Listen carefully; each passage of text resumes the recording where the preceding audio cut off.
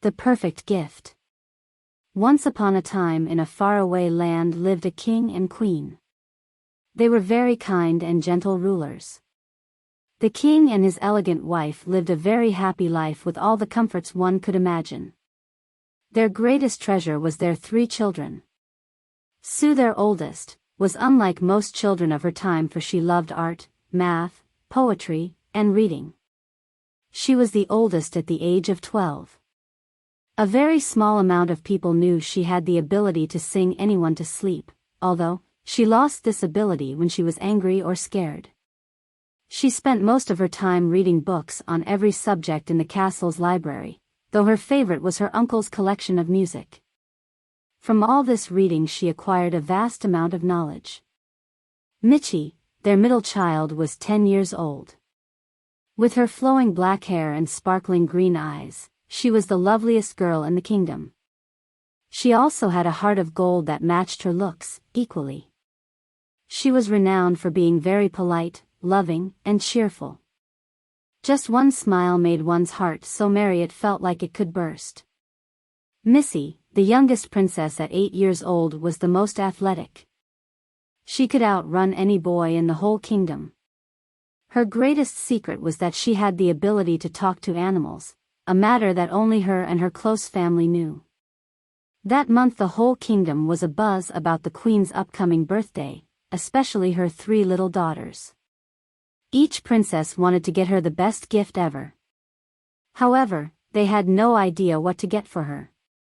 As they soon found out, it was easier said than done, for their mother seemed to have everything. So the 3 girls decided to embark on a quest in search of a gift worthy enough to be a gift for a queen. After each princess had packed her own lunch into her basket, and set out on their quest. After an hour's journey down an old, stone path, the girls reached the outskirts of town. The girls searched high and low. They found a golden box, a songbird, and even a stone flute. But nothing seemed to catch their eyes, which made the princesses feel a little bit down. Later they turned and started walking down a narrow back street when all of a sudden they hit a fork in the road. Princess Missy was confused and asked, "What is this?" "Come now, everyone knows what a fork in the road is," Sue countered. Then Missy replied that she needed a spoon and knife to go with the fork. Sue just shook her head in annoyance before finally on the subject. As they continued to walk, a small old bookstore came into view. This looked very nice and inviting at the end of the right path. At the same time, Sue was eyeing the bookstore. Mitchie was admiring the left path, which was surrounded by pretty flowers. In an effort to keep down an argument, they decided to split up and each take a different path, and then to meet back up here in 2 hours. Sue took the right path, Mitchie the left, and Missy chose to walk down the path straight ahead. Princess Sue happily dashed over to the bookstore. She loved being near all the expensive leather-bound books for sale. Each book served as a portal or doorway to unlimited action and adventure for her. Princess Missy was busily skipping down her chosen path when she spotted a camel. Its owner had just arrived on it from another kingdom. The animal was intriguing and exciting to the child of a very large extent. She felt as if she could stare at the foreign creature forever. Princess Mitchie was in awe at the scenery with all its flowers, trees, and lovely songbirds. She was very happy about her decision about taking the left path. The air here even smelled delightful, like heavenly roses, pine trees, and lilacs. Princess Missy was having lots of fun with an adorable little orange tabby kitten. She was happily running around in circles chasing it. However, she was not paying attention to her surroundings. She also had lost her lunch basket. Before you could say, Silver Nightingale, she had chased the furry creature into the woods. As the sun went down, it became cold and lonely for the littlest princess. It was especially difficult because this was her first night away from the castle and her nice warm bed. She wished more than anything to be back at home. Back in the bookstore, Sue was trying to decide between 2 books when the shopkeeper asked to have a word with her. The dark-haired woman pulled a book out from a drawer and asked if she wanted to hold it. The princess had a bad feeling about this and decided it was time for her to take her leave. Next, the woman grabbed her arm and tried to make her touch the book. Then a cloud of smoke appeared while the woman transformed into an evil purple-skinned witch. "Since you would not touch my evil book of magic to become my apprentice, I will turn you into a canary," the witch shouted, as she cast her magic spell. Then she took Princess Sue and put her into a golden cage. Lastly, she hopped onto her old crooked broomstick and flew off to her home while clutching the cage in her hand. Princess Michi had been waiting hours at the fork in the road for her sister's return. Where were her sisters? Had something happened to them? Did they tire of the quest and retire back to their comfy home, or were they in real danger? All these thoughts and much more raced through the young girl's mind as she waited. She was so hungry she could hardly bear it. Luckily, a kind-hearted woman and her husband saw her and brought her to their home for dinner and to spend the night.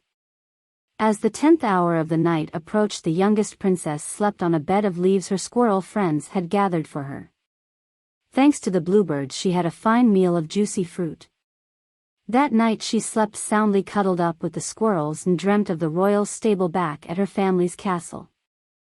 The next morning Princess Sue awoke and found herself in the dusty, dark dungeon of the old black castle. The night before, she had returned to normal self after dusk, so she thought the spell had been broken. But, once the sun rose, she returned to her canary form. Just then, Hendel, her kidnapper, returned to try to make her sing a song. She explained if the princess did not sing she would not eat. Sue cried as she sang, which pleased Hendel. For the witch treasured pain and agony above all else. After the sad song was finished, she only left one molded crumb of bread for the canary princess. Princess Michi awoke in the White family's brick farmhouse to the smell of mouth-watering, delicious pancakes, bacon, eggs, and sweet cinnamon rolls. With permission, Michelle happily helped cook. Then she was asked to go outside and fetch Mr. White and his 3 sons to come inside to eat. She and their youngest child, Mary, skipped and frolicked on their way to the barn merrily. After hearing the news of breakfast, the boys raced and fought to be first through the back door. Little Mary teased her eldest brother Rob about the manner in which he ate. "Rob, I declare. You devour your food faster than father's pigs do their slop," she complained. "Well, you always pick at your food like a woodpecker pecking on a tree," the red-haired boy retaliated as his face turned red as a beet with anger. At this, Mr. White sent them outside to do their chores without finishing their meal. The middle princess departed from the White's family home and quickly skipped merrily toward the last place she saw her sisters. Princess Missy was busily picking wildflowers while playing with a rabbit in an adorable, sweet-smelling meadow. Both of them played and played until they were so tired they fell asleep amongst the hundreds of flowers. While she slept, Princess Missy dreamt she was a dove flying through the sky. In her dream, she passed through clouds and rainbows, found a hidden city, and saved a butterfly from a deadly spider. To her surprise, right before she was able to glide across the ocean, she started to fall. And just as she hit the cold ocean water, she awoke to find her friend was gone, and an ominous storm cloud in the sky. It started to rain cats and dogs, as she raced into an unfamiliar woodland on the opposite side of the meadow. She managed to find a cave and hid inside it for shelter. As she moved toward the back of the cave to be farther away from the thunder, she stepped on a grizzly's tail. This made the creature roar with fury, along with making its enraged red eyes glow. It lunged toward the little princess and grabbed a hold of the hem of her dress, as she desperately tried to escape. She kicked and screamed, but just when all hope seemed lost, she saw several, shadowy, figures enter the cave. All she could hear was fierce, growling, and howling noises. All this terrorized and overwhelmed her to the point that caused her to faint. Back at the Black Castle in the prison, Princess Sue cried out of loneliness, hunger, and fear for her sisters' lives. Through her sobs, she could hear Hendel talking to herself of her evil plan. "I shall capture the 3 princesses and hold them ransom, until their parents turn their kingdom over to me. Then, I shall turn them all into blackbirds, and bake them into a pie and devour them whole," she screeched. Around early afternoon, Michi was at the fork of the road waiting for her dear sisters. After 2 hours she began to cry and made a wish upon a little red bird to see her dear sisters again soon. The little red bird began to sing and beckoned the girl to follow him.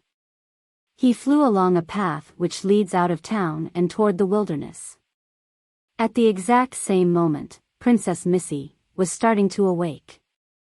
When she opened her eyes, she was surprised to find a wolf pup sitting next to her. The pup gladly licked her face to show affection, as she tried to rise into sitting position. As she held out her hand to pet the pup, a large black wolf approached her. She tried to apologize by telling him she meant no harm. She was shocked to see him smile, bow, and introduce himself. He said his name was Black Tooth, that the rest of the wolves with him were his family. He told her how he had saved her from the bear attack and drove it into a river. After she heard this, she thanked him and introduced herself. He then bowed low to her, pledged his loyalty to her, and gave his word to protect her at all cost as he took her back to his den. Later that night, Princess Sue awoke to the sounds of Handel's curious cat. He leaped up to the cage bars and started to squeeze his way inside the cage. Sue, now in her human form, walked over to the cat and tried to drive it away by shooing it. For she knew that if the cat was still around when she returned to her bird form, then her life would be in even more peril. Meanwhile, Princess Michi was still following the red bird through the woods, when she found some paw prints in the damp earth along with Princess Missy's shoe prints. She could tell it was her sister's shoe prints because on the bottom of her shoes has a heart design, which left a special mark when she walked around. She soon became worried and fearful that her little sister had been eaten by the wolf and asked the bird to go faster. Later that night, Princess Missy was awoken by the puppy. The pup told her that he smelled a human nearby and that he wanted her to help investigate the matter. The two excitably searched around the outside of the wolf den with the aid of the pup's excellent ears and eyes. They walked through the woods. As they turned at a bush, they heard something rustling through the bushes behind them. The pup became ready to attack the creature if it was hostile, as the princess climbed up a tree for a better view. Just as the pup was about to attack, the princess slipped and landed on the creature. However, to her surprise, it was not a horrible creature, it was her very own sister, Michi. The two girls hugged each other as both tried to explain to where she had been, what she had seen, and how much she had missed the other. When they had finished talking, Princess Missy sent the little bird home and convinced Michi to go inside the wolf den where she would be safe for the night. The next morning, when Hendel entered the dungeon, she found her cat asleep on its back, asleep. She snatched it up by its tail and screamed, "If you know what's good for you, then, you better have not eaten my only bargaining chip." She dropped the cat when she saw Princess Canary hiding in a crack in the wall. Back at the wolf den, Princes Michi and Missy were partaking of the lovely meal that Mrs. White had sent. Missy happily played with the wolf pup as she ate her meal, while Michi politely ate her meal. Afterwards, the two began to talk of their eldest sister. "We must find her no matter what," Missy declared. "Yes, we must save her. If we don't, we shall be forever heartbroken," Michi replied. Upon hearing this, Black Tooth stepped forth and said, "I shall travel with you to be your protector and friend, until I can return all 3 princesses back to their rightful home." So the girls and the wolf set out at once to find the lost princess. However, they did not know that they were being followed. That afternoon, Hendel's cat was thrown out of the Black Castle and into the dreaded Black Forest. This did not bother him, because he preferred to roam free here, as he looked for his meals. While walking, he came upon his friend the crow. "Crow, have you spotted our lunch yet?" he asked. "No, I have not," the crow answered. If you wish to continue sleeping in the castle's attic at night, I insist that you depart at once to find me something to eat, argued the cat. Meanwhile, the two princesses had stumbled upon a wild berry patch overflowing with strawberries. So, they both set to work gathering berries to fill up their basket for dinner. Finally, after an hour of this, there were hardly any berries in the basket. They both looked to each other with a puzzled look on their faces and suddenly busted out with laughter. They both had seen the other's face covered with berry juice. What had truly happened was that they had been putting most of the berries into their bellies, instead of putting into the basket. After another full hour of berry picking, they had filled the basket up to its rim. They decided that after so much work and eating they needed to rest. So, they seated themselves in the shade of a willow and fell asleep. Back in the Black Forest, the crow was scouring the woodlands for his next meal. As he flew over Berry Brook, he spotted something that was shining in the distance.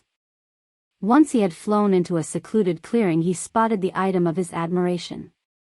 It was Princess Mitchie's gold locket. He hopped over to the sleeping girls to desperately try to yank it from around her neck. As she awoke, the crow was jerking on her necklace, scared Mitchie. Black Tooth ran up to them and chomped onto the bird's tail feathers. The crow continued pulling on the necklace chain, snapped, sending the bird and necklace into the sky.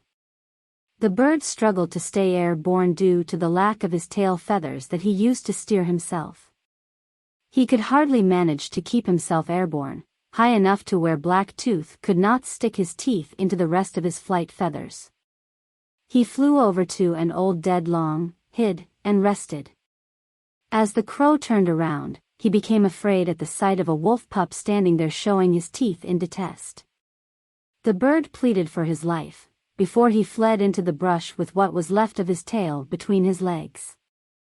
Black Tooth quickly dashed over a hill to find his very own pup sitting at the bottom with the priceless necklace under his paw. Once they were reunited with the two princesses, the happy pup told them of his own adventure. Plus, that he was the one who had followed behind them. When this was done, the band of four stared to look for a place to spend the night. They soon stumbled upon a lovely thick bush. So they crawled under it and found its fallen leaves proved to be a great substitute for a mattress that night. Back at the castle, the crow had already returned and told all that had happened to the wicked cat. After realizing the great position he was in to please his master, the cat ran in through a window back inside to tell Hendel all that he had learned. Princess Sue was awoken by a small squeak. What she saw was a little brown mouse running about on the floor beside her cage.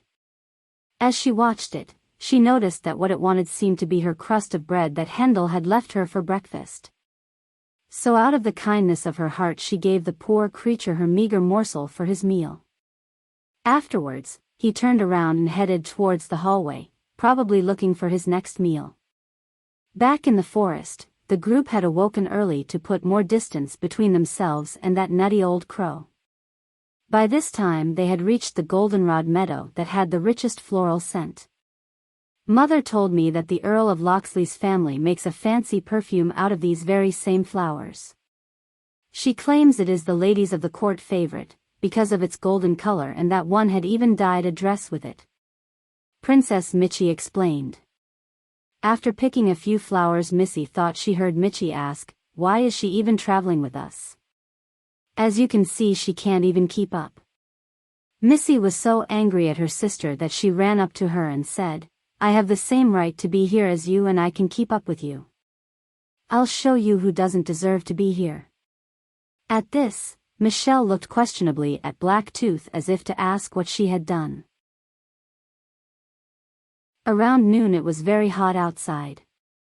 They had to stop and rest under an apple tree. Princess Missy carefully climbed up and dropped down at least 12 apples before pausing to satisfy her own hunger. Just then a gentle breeze began to blow, and it sounds as if it was carrying Missy's words to Mitchie's ears. It said, "We don't need Mitchie with us. She is such klutz at home, how is she going to be of any help to us now? So when Blacktooth announced that it was that time to resume their travels, Mitchie hastily picked up the remaining apples to place into the basket in an effort to hide her tears. When Mitchie turned over, she politely asked her sister what she had meant when she said "They'll she who deserves to be here." "Are you sure that you don't remember? You were the one who asked why I was even traveling with you," Missy replied. "I never asked such a thing.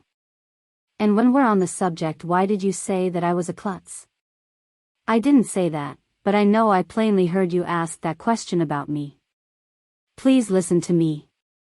In the past, have I ever said anything mean to you or to you?" "You're right, sister. I have never heard you say anything mean before today." "I probably just heard you wrong." "I'm sure that I probably just heard you wrong too," Mitchie said as she hugged her sister to sleep. The next day, Hendel was busy trying to put her deceitful plan into motion. With a laugh and wave of her magic staff, she turned her cat into a man to assist her in trapping the girls. She explained that her plan was to lure the group into falling into a pit trap by using an imitation Princess Sue's voice to lure them there. And once they were in the pit, she would use her magic staff power to lift the girls out, while leaving the wolves trapped. As the girls tirelessly walked around a bush, they held their sister calls out to them. "Oh, please help me." When Missy turned to go help her dear sister, Mitchie caught her arm and said, "I don't think we should go this way, because I just saw that crow heading in the opposite direction." At hearing this, Blacktooth told Missy that he sensed danger and that he thought that they didn't mishear each other before. Instead, they were tricked by some body that wished to stop them. He felt as this is also a deception. So the four continued to travel in the direction in which the crow had gone. This route led out of the forest and into a lush grassy meadow. At the castle, Hendel had retuned the cat back to his original form and flinging him into the pitfall trap. She was so very angry that her plan had failed, that she was causing a mild thunderstorm to form with her staff. She reached her dark, gloomy bedroom and dropped onto her bed. After another hour of journeying had passed, the party of travelers found them in what appeared to be a long-forgotten garden. The whole place looked rebellious, untidy, dark, and neglected. The place seemed so spooky that one had to stay on their guard, because of the monstrous creatures that might be hiding behind the foliage. As they traveled forward, they did not stop to rest, out of fear of their soundings. A very small squirrel smelled the apples in the basket, leaped from a tree to their basket, and tried to gnaw a hole in it large enough to reach some lunch. To his dismay, Princess Missy grasped his tail and gave him a stern talking to about manners. After this hard-learned lesson, he asked her politely for some food and she happily gave him some. Princess Missy politely asked the squirrel, as he ate, if he knew what was at the end of the path that they seemed to be walking down. "Please, whatever you do, don't continue down this path to the castle. An evil cat lives there that tries to eat me. So I repeat, do not go near that castle," he pleaded before running off. "Are we really going to continue down this path?" Missy asked after translating what the squirrel had said for her sister. "We must continue searching for Sue," Mitchie replied. They soon came upon a garden right up beside of the castle. They had a very strong feeling that the princess was inside the old castle. However, all they could see in front of them was a small window right above the ground. Mitchie let Missy stand on her shoulders and peer inside. To their dismay, all they found was a small canary in a very large cage. They even tried other windows and found nothing but dusty, empty rooms. They knew they had to be overlooking something, so they all sat down to try to figure things out, as they ate a light snack. All of them seemed a bit down, because of the trouble they were having, but they still did not give up their hope. While Mitchie was trying to discuss an idea, the little canary was chirping. This made it so hard to concentrate that she turned and asked the bird to please quiet down a bit. But Missy said that the bird was trying to tell them something important. The bird told them that she was their sister, and that Hendel had had the gall to turn her into a canary, keep her caged up, and almost starve her to death. After Missy had translated what she had learned, they started to plan a way to defeat Handel. "Maybe we don't have to face all by ourselves," Mitchie said as she pointed over her shoulder. To her delight, Missy found a whole bunch of animals, including a deer, squirrels, and birds eating a path of berries that must have fallen through the hole in their basket that the impolite squirrel had gnawed through earlier. With Missy's help, they convinced the band of animals to help in the rescue. A deer helped boost. Mitchie climbed in through an open window into the castle. Her job was to enter with the squirrels and to sneak to the front of the castle and let down the drawbridge. The Black Castle was dark, damp, spooky, and downright messy place to be in. As she walked, she had to watch out for the spider webs and broken glass. She then entered the old library. This room at least did not have glass on the floor. She quietly gave the squirrels the signal to find some hiding places to surprise Handel later. She walked into a long narrow hallway with dusty old tapestries covering some of the walls. Just as she was about to turn a corner, the cat came into sight. To avoid being caught, she hid behind one of the tapestries. It was so dusty that she had to hold her breath to keep from sneezing. After 5 minutes, Mitchie carefully peered out from behind the cloth and was grateful to see that the cat had left. From here she continued in search of the front door. She traveled through what seemed like endless hallways and rooms. She even came upon the witch's room. Finally, after another 40 minutes of searching, she spotted the door. She unlocked the door and found out that there was a barred gate blocking the entranceway. Missy and her animal friends watched as Mitchie climbed a ladder and tried to reach a pulley but missed. She extended her arm once more and grabbed hold of the rope to cause the metal gate to start to rise. Unfortunately, she lost her footing and screamed, but luckily she still had a firm hold on the rope. It gently lowered to the ground while the weight caused the rest of the barred gate to rise. She tied the rope to a stone statue just before reuniting with her sister. As Princess Missy entered the castle on Black Wolf's back, she could hear Handel screaming evil chants and rants. Back in her bedroom, Handel was angry about being awoken.